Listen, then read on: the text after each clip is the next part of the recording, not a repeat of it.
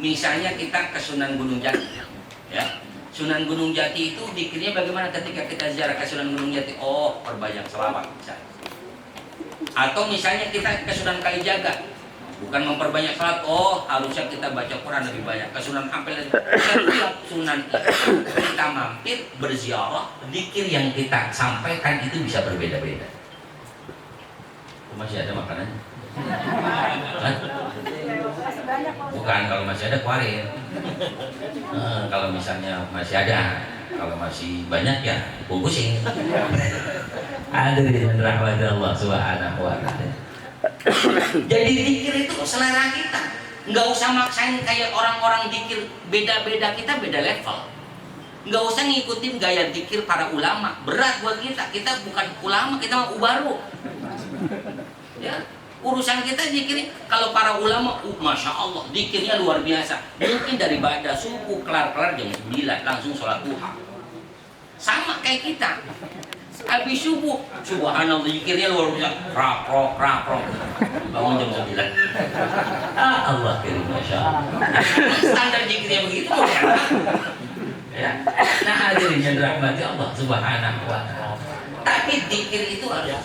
Makanya saya jangankan urusan zikir, sholat kita tahu, imam itu kan sunnah. Kita mau ngimamin, dia lihat ke jamaah, sau suku pakum, painat taswi atau suku, bintama misal, rapat, luruskan sapnya. Itu imam sebetulnya juga disuruh makmum, disuruh lihat makmum. Kira-kira makmum kebanyakan yang tua, apa yang muda?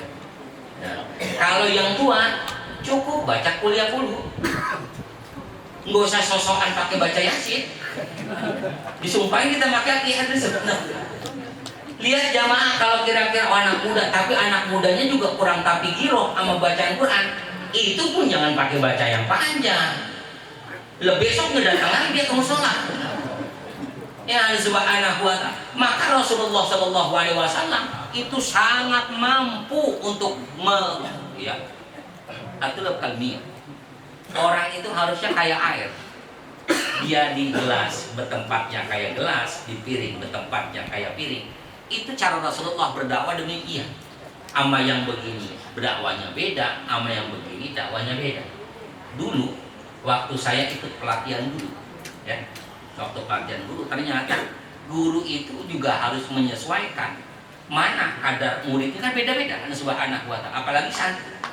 Santri itu beda-beda karakternya, backgroundnya masing-masing beda. Di rumahnya ada yang lagunya tengil banget, ada yang kalem banget, atau berakit lah. Ada. Ya macam-macam. Subhanahu wa ta'ala. Itu penanganan kita akan berbeda. Itu pentingnya kita untuk tahu. Maka penting. Beda guru dengan murabi, beda ustadz dengan murabi. Kalau ustadz ngajar beres sudah. Murabi enggak, dia harus tahu betul karakter orang ini seperti apa. Ya, misalnya nih kita ngaji Iqra dah, ngaji Iqra. Aki-aki yang ngaji. Buat ulangin lagi. Lu goblok sih misalnya. Ya, misalnya. Ya, bolak balik. Insya Allah nih udahnya dia kagak pindah-pindah nih ngaji, itu aki-akinya yang pindah. Pindah alam lagi. Mampus bisa aki-aki kena zuhad cuma gara-gara abad diulangin mulu. Ini ma'asyiral hadirin yang dirahmati Allah Subhanahu wa ta'ala. Maka lisan ini dikir terserah kita. Kayak kita tahlil la ilaha illallah, la ilaha illallah. Kalau di daerah boleh itu 1000 silakan. La ilaha illallah 100 boleh silakan. Di kita 11 aja juga udah ada aja ngomong di hati. Amat lah itu padahal 11. Apalagi di Bekasi, Jabodetabek dah, Jakarta, Bogor, Depok, Tangerang, Bekasi. La ilaha illallah berapa jauh dekat, karib sama. Jadi hadirin yang dirahmati Allah Subhanahu wa ta'ala. Amang aturan pemerintahnya begitu. Jadi ma'asyiral hadirin yang dirahmati Allah Subhanahu wa ta'ala, zikir kepada Allah terserah yang kita resepnya apa. Ada yang resepnya Allah kayak Mas Kopi. Allah. Itu Anda kita bisa mendengar pohon, ya, tanaman-tanaman itu hakikatnya mereka berzikir kepada Allah. Mereka itu zikir kepada Allah, goyangan mereka itu zikir. Makanya kenapa la ilaha illallah, la ilaha illallah? Kenapa sih goyang-goyang? Kan sebagian orang mengatakan bid'ah itu la ilaha illallah, itu goyang-goyang. Ya, lebih bid'ah lagi jegek aja. Ya, subhanahu wa ta'ala. La ilaha illallah. Ini tanda kekhusyuan, sebab itu pohonan itu bergoyang saking khusyuknya mereka. Lah bukan ketiup angin, ya gue tahu itu mah. Cuman itu alamatul khusyuk, tanda kekhusyuan. Makanya ada tuh yang Jalaluddin Rumi, ya. Kemudian yang nari itu namanya Darwis di Turki. Ya, itu zikir sambil muter-muter. Yang pakai bukan rok gitu ya, bukan rok. Yang pakai rok mah baji. Itu muter-muter itu zikir Allah Subhanahu wa ta'ala. Sampai sebegitu, silakan zikir engkau dengan cara itu. Ada ya, sampai nggak sadar duduknya atau di pondok gede. Ada yang gitu ya. Toto jemaah pada bubar semua tinggal di rumah. Ada dengan rahmati Allah Subhanahu wa ta'ala. Zikir terserah kita, semampu kita. Yang penting ingat terus kepada Allah, biar lisan ini nggak terlalu banyak menumpuk dosa. Hadirin yang dirahmati Allah Subhanahu wa ta'ala. Maka terlalu ekstrim mungkin menilai. Kenapa sih kita baca Quran rada ribet? Mungkin istighfar kita kurang. Ya, ini agak ekstrim. Ya. Kenapa sih kita kalau la ilaha illallah tahlilan namanya mulut kayaknya gampang pegel gitu ya, gampang pegel. Mungkin kita kurang pikir. Orang kalau biasa dikir, nggak dikir tuh pegel mulut kan, subhanahu wa ta'ala. Maaf, orang biasa ngerokok, nggak ngerokok kan asem. Ya. Sebaliknya orang yang nggak biasa ngerokok, tahu ngerokok juga nggak enak. Ya, subhanahu wa ta'ala, nggak enaknya orang ngerokok kita diisepnya.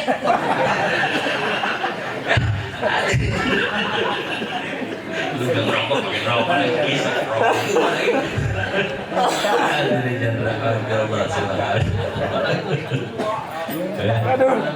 Jadi lisan, ya, lisan itu memperbanyak deh. Yang ketiga masih banyak. Jam 2 ya. Al-qalbu bil khauf. Hati kita ini cuci dengan rasa takut kita kepada Allah Subhanahu wa ta'ala. Takut itu maknanya apa? Bukan kemudian makna takut itu kita ngeri kayak nonton YouTube penampakan, bukan. Ya, atau nonton film Susana kita takut, bukan takut yang itu yang dimaksud. Taat kepada Allah. Takut kalau nggak dekat sama Allah, tuh makna takutnya. Lah jangan disamain gua takut ada Allah. Emang Allah memberi.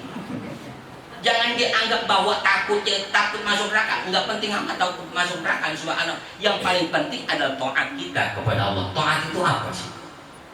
Taat itu saya sering kali sampaikan sama kayak kita punya motor. Ya, orang taat itu sama kayak motor. Motor itu kalau kita gas dia jalan, kita rem dia berhenti, ya, kita klakson dia bunyi. Nah, ini motor taat berarti. Kalau motor udah taat, dia kempes gak usah ngomong ke motor. Kita kompak. Dia kotor gak usah ngomong. Bang, gua kotor banget nih, gak usah ngomong tuh motor. Kita cuciin, kenapa? Ini motor taat. Hadirin yang dirahmati Allah. Coba motor digas kagak mau jalan, ya, direm kagak mau berhenti, ya, diklakson sampai judul untuk klakson kagak bunyi. Subhanahu wa ta'ala. Ini motor enaknya kita bakar. Kenapa nggak taat? Maka orang taat itu subhanahu wa ta'ala hatinya cenderung itu senantiasa firah, seneng. Puncaknya taat itu kan ridha bi kismatillah, senang dengan apapun yang Allah kasih. Ini penting. Ya, kadang-kadang kita urusan kecil aja nggak ridha. Mana? Misalnya kita disediain sayur asem sama bini kita. Asyik banget sayur asem misalnya. Berarti kita nggak ridha itu. Padahal simpel, ketika kita disediain sayur asem asin banget, simpel. Alhamdulillah, bini lagi banyak banget punya garam tuh. Bini kok ngerti jadinya, kasih namanya, lu rasain aja tuh. Hadirin rahmati Allah Subhanahu wa ta'ala. Najis buat bumi. Allah, masya Allah. Hadirin rahmati Allah Subhanahu wa ta'ala. Puncaknya ridho, senang.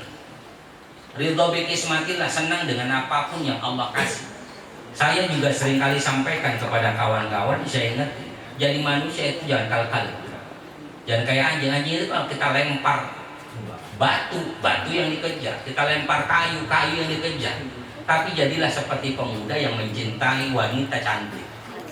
Itu subhanallah. Dia nggak peduli mau dikasih apa, nggak peduli, karena yang dia lihat adalah si wanita cantik itu, karena dia cinta sama dia. Orang kalau udah cinta, yang sedikit terasa banyak, kan subhanahu wa ta'ala. Bahkan mungkin yang asin tadi itu secara asam rasanya kayak kolah. Mungkin. Sampai-sampai dikatakan apa namanya? Pokoknya namanya dikasih orang yang dia cintai itu udah senang terus. Ada hadir subhanahu wa ta'ala dikasih yang satu ngasih tibang aqua nih, yang satu ngasih susu, yang ngasih aqua ini katakan air putih ini adalah orang yang dia cintai, yang ini dia orang gede. Maka pasti dia kata ditukar sama minuman yang paling mahal sekalipun, enggak, saya mau aqua. Kenapa? Sebab yang ngasih ini adalah pacar saya tuh kira-kira. Tapi semahal apapun kalau yang ngasih orang yang kita gede, nggak bakal enak kan subhanahu wa ta'ala. Nah orang ridho itu nggak pernah lihat apa yang Allah kasih, yang dia lihat adalah Allah subhanahu wa ta'ala. Itu taat, mencapai ridho kepada Allah subhanahu wa ta'ala. Berat sih, berat, tapi bisa kan subhanahu wa ta'ala. Kayak nggak punya duit kan enak mikir, alhamdulillah nggak punya duit, jadi nggak pergi, nggak ke Alfamart, nggak ke Indomaret, alhamdulillah nggak ke Matahari, kaki nggak pegel, ya nggak repot-repot ngumpetin duit di mana, kamu duit apa? Dengan subhanahu wa ta'ala, jadi senang terus. Bahkan dikasih sakit pun enak. Ya dikasih alhamdulillah ya Allah, dikasih sakit, Ustaz dikasih sakit nih, udah alhamdulillah aja, jawab sepi kalau dia ngambil bisa. Ya subhanahu wa ta'ala, udah senang aja. Kenapa? Sakitnya dia Allah masih angkat dosanya. Hadirin rahmati Allah subhanahu wa ta'ala. Maka al-qalbu takhaf. Yang terakhir dan terakhir, alhamdulillah terakhir juga. Yang terakhir dan subhanahu wa ta'ala, dosa itu dibasuh di taubat. Dengan taubat kepada Allah subhanahu wa ta'ala. Kita tahu wa umri naqisun fi kulli yaumin wa dhambi zahimun kaifah timali. Dosa kita tiap hari nambah, umur makin berkurang. Makin tambah dosa, umur makin berkurang. Persoalannya adalah ketika umur itu sudah habis, dosa kita masih bisa habis. Itu persoalannya. Kalau ternyata wah masih banyakkan dosanya ketimbang pahalanya, jangan harap bisa ngerayu malaikat. Ya subhanahu wa ta'ala. Maka pasti orang yang dosanya minimal, ya bukan kita enggak kullu bani Adam khata, manusia itu hakikatnya berdosa. Tapi kalaupun berbuat dosa, jangan sering-sering, jangan banyak-banyak, jangan sampai diri kita tahu, apalagi orang. Bisa nggak tuh nyambung begitu? Jangan banyak-banyak, jangan sering-sering, jangan ketahuan orang, jangan ketahuan diri kita. Bisa nggak berbuat dosa gitu? Artinya apa? Jangan berbuat dosa kalau gitu. Kata Nabi, kata Allah ya, silahkan engkau berbuat dosa, tapi satu, jangan pernah makan rezeki dari Allah. Lu mau makan apa kira-kira? Semua dari Allah. Yang kedua, silahkan berbuat dosa, tapi jangan pernah tinggal di tempat yang Allah kasih di bumi. Mau tinggal di mana?